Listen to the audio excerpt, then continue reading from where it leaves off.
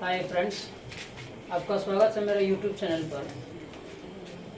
आपको सूचित कर दें कि ये यूट्यूब चैनल आपको आपका सिलेबस पूरा कंप्लीट करवाया जाएगा इस यूट्यूब चैनल के माध्यम से। इसमें 10वीं 9th और 8th और 7th के पूरे सिलेबस कवर करवाए जाएंगे। इसमें हम आज शुरू करने वाले हैं 10 क्लास के साइंस का फिजिक्स, जिसमें पहला चैप्टर है उसका नाम है प्रकाश का परावर्तन, ने रिफ्लेक्शन ऑफ लाइट। ये प्रकाश का परावर्तन क्या है, ये कैसे परिवर्तित करता है प्रकाश। तो उससे पहले ये प्रकाश के परिवर्तन को पढ़ने से पहले हम थोड़ा सा देख लेंगे कि ये प्रकाश क्या है। तो प्रकाश क्या है हम लोग देखते हैं, क्योंकि प्रकाश के बिना कोई भी वस्तु दिखाई नहीं पड़ती। प्रकाश के बिना हम किसी चीज को देख नहीं पाते। प्रकाश के बिना हमारी सारी क्रियाएं कल्पना भी नहीं कर सकते कि हमारे प्रकाश के बिना कोई क्रियाएं संभव हो पाती है। तो प्रकाश क्या है, तो प्रकाश एक तरह के माध्यम होती है। माध्यम का अर्थ जिसके सहारे हम कोई कार्य करते हैं उसको हम माध्यम कहते हैं। तो प्रकाश क्या है, एक माध्यम है। आपको पहले बता दें कि माध्यम दो तरह के होती है। माध्यम दो तरह की होती है, एक को कहते हैं सघन माध्यम और एक को कहते हैं विरल माध्यम। तो माध्यम दो प्रकार के हो जाएंगे, एक को हम कहेंगे सघन माध्यम और एक को कहेंगे विरल माध्यम। सघन माध्यम का अर्थ होता है एक ऐसा पदार्थ जिनके कण एक बल से जुड़े हुए होते हैं। एक ऐसा पदार्थ या एक ऐसी वस्तुएं जो भी हम कह दें जो एक बल से जुड़े हुए हैं, इनके कण आपस में एक बल से जुड़े हुए होते हैं, ये सघन माध्यम हो जाते हैं। और विरल माध्यम का अर्थ है जिनके कण थोड़ा सा कुछ दूरी पर होते हैं, कुछ दूरी पर होते हैं। आप थोड़ा फिगर पर देख ही बता सकते हैं कि ये सघन माध्यम क्या है और विरल माध्यम क्या है। ये सघन माध्यम में आप देख रहे हैं इनके जो कण है एक बल से जुड़े हुए हैं। इनके जो विरल माध्यम का जो हम देख रहे हैं जो फिगर इसके जो कण है कुछ दूरी पर है। जैसे आपको बता दी जाए पानी, कांच, इनके देखिए आप इनके कण एक थोड़ा सा मजबूती से जुड़े हुए होते हैं। जबकि विरल माध्यम को देख लीजिए, जैसे हवा को देख लीजिए, तो हवा एक क्या है भाई, विरल माध्यम है, क्योंकि इनके कण जो है ना कुछ दूरी पर होते हैं, ये बहते हैं। तो प्रकाश क्या है जी, तो आपको अभी हम बताया है कि प्रकाश एक माध्यम होती है। प्रकाश क्या है, एक माध्यम है जिसके सहारे हम किसी वस्तु को देख पाते हैं। यदि प्रकाश अनुपस्थित रहता है तो हम किसी भी वस्तु को नहीं देख पाते हैं। तो प्रकाश क्या है, एक ऐसा माध्यम है जिसके सहारे हम किसी वस्तु को देख पाते हैं। प्रकाश एक तरह की ऊर्जा होती है। प्रकाश एक तरह की ऊर्जा होती है।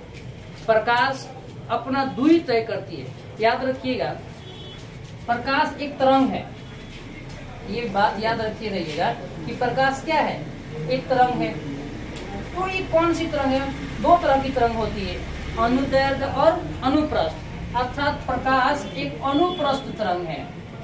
ये अनुप्रस्थ तरंग क्या है, तो आपको जब हम तरंग चैप्टर पढ़ाएंगे तो उसमें आपका तरंग का पूरा डिटेल बताएंगे कि ये तरंग क्या होती है क्या नहीं होती है। तो प्रकाश एक तरंग है, पर वो कौन सी तरंग है, अनुप्रस्थ तरंग है। याद रखिए, प्रकाश को चलने के लिए किसी माध्यम की आवश्यकता नहीं होती है। ये खुद माध्यम है, इसको चलने के लिए कोई आवश्यकता नहीं होती है कि कोई माध्यम की आवश्यकता हो। प्रकाश को चलने के लिए किसी माध्यम की आवश्यकता नहीं होती। यही कारण है कि हम प्रकाश को विद्युत चुंबकीय तरंग कहते हैं। विद्युत चुंबकीय तरंग कहा जाता है। प्रकाश एक ऐसा तरंग है, विद्युत चुंबकीय तरंग है, ये याद रखे रहिएगा। तो प्रकाश एक ऊर्जा है। प्रकाश एक क्या है जी, एक तरंग है। और याद रखिए, जब कोई वस्तु एक स्थान से दूसरे स्थान तक जाती है तो वो कुछ न कुछ दूरी तय करती है। इसी तरह प्रकाश जो है ना, प्रकाश एक स्थान से दूसरे स्थान तक जाती है। अर्थात जब ये प्रकाश एक तरंग है तो तरंग को मापने के लिए कुछ न कुछ तो मात्रक होना चाहिए। तो प्रकाश का तरंग दैर्घ्य होता है, मैं यहाँ पर लिख दे रहा हूँ, प्रकाश का तरंग दैर्घ्य होता है 3900 एंगस्ट्रॉम से 7800 एंगस्ट्रॉम। इस बात को याद रखे रहिएगा कि प्रकाश का जो तरंग दैर्घ्य होता है उसका होता है 3900 एंगस्ट्रॉम से 7800 एंगस्ट्रॉम। ठीक है, अब एक बार इसको फिर से हम दोहरा रहे हैं। प्रकाश क्या है जी, एक माध्यम है जिसके सहारे हम किसी वस्तु को देख लेते हैं, क्योंकि प्रकाश की अनुपस्थिति में किसी भी चीज को, किसी भी वस्तु को देखना इम्पॉसिबल है। तो प्रकाश क्या है? एक माध्यम जिसके सहारे हम किसी वस्तु को देखते हैं। जब प्रकाश किसी वस्तु को पड़ती है तो उसकी एनर्जी बढ़ जाती है, अर्थात प्रकाश क्या है? एक ऊर्जा है। प्रकाश क्या है? ऊर्जा है। तो अभी हम लोग देखें प्रकाश एक क्या है? ऊर्जा है। अभी हम आपको बताएं कि प्रकाश एक क्या होती है, तो तरंग है। प्रकाश कौन सा तरंग है? विद्युत चुम्बकीय तरंग। अच्छा, इसको प्रकाश को हम विद्युत चुम्बकीय तरंग क्यों कहेंगे भाई साहब? तो एक ही कारण है इसका कि प्रकाश को चलने के लिए किसी भी माध्यम की आवश्यकता नहीं होती है। प्रकाश निर्वात को पार करके, सूर्य की प्रकाश किरणें निर्वात को पार करके पृथ्वी के धरातल पर आती है। इसलिए हम कहते हैं कि प्रकाश एक विद्युत चुम्बकीय तरंग है, अर्थात इसको चलने के लिए किसी माध्यम की आवश्यकता नहीं होती है। अब सुन लीजिए, प्रकाश की जो चाल होती है, प्रकाश की चाल 3×10⁸ मीटर प्रति सेकेंड। प्रकाश की चाल कितने? 3×10⁸ मीटर प्रति सेकेंड। फिर से एक बार थोड़ा सा इसको हम देख लेते हैं, फिर से दोहरा देते हैं। प्रकाश क्या है? तो एक खुद ये माध्यम है जिसके सहारे, ये प्रकाश की अनुपस्थिति में हम किसी भी वस्तु को देखते हैं। तो किसी भी वस्तु को देखने में हमको सहायता प्रदान करने वाला कौन है जी? तो ये प्रकाश है। प्रकाश क्या है? एक ऊर्जा है। फिर प्रकाश क्या है? एक तरंग है।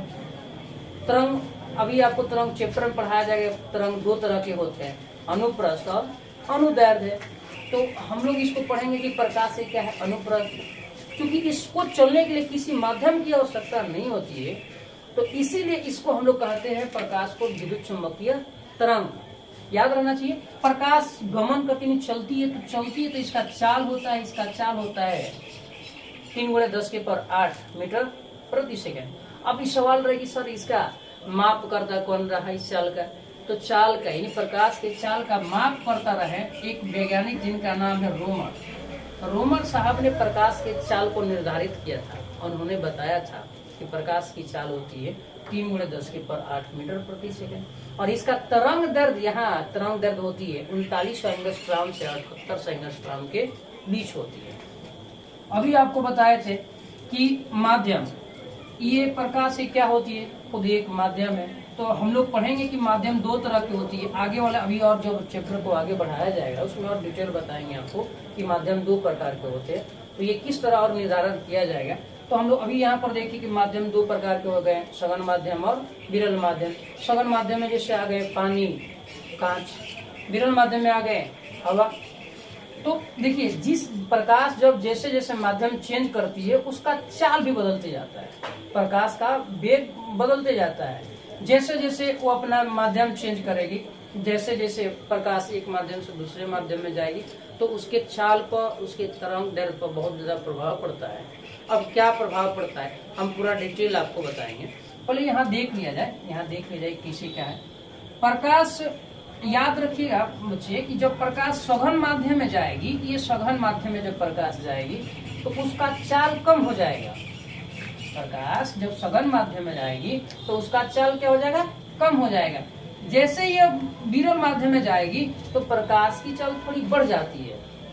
तो उस माध्यम के हिसाब से हम निर्धारण कर पाएंगे कि प्रकाश की चाल कैसी होती है। यहाँ थोड़ा देखा जाए, ये आपको बताया जा रहा है यहाँ पर कि प्रकाश का जो वेग है वो ठोस में थोड़ा सा कम होती है, ठोस से ज्यादा यानी द्रव में थोड़ी सी प्रकाश की चाल बढ़ जाती है, गैस में और अधिक बढ़ जाती है। प्रकाश का सर्वाधिक जो वेग होता है, यानी प्रकाश का जो सर्वाधिक चाल होती है वो होती है निर्वात।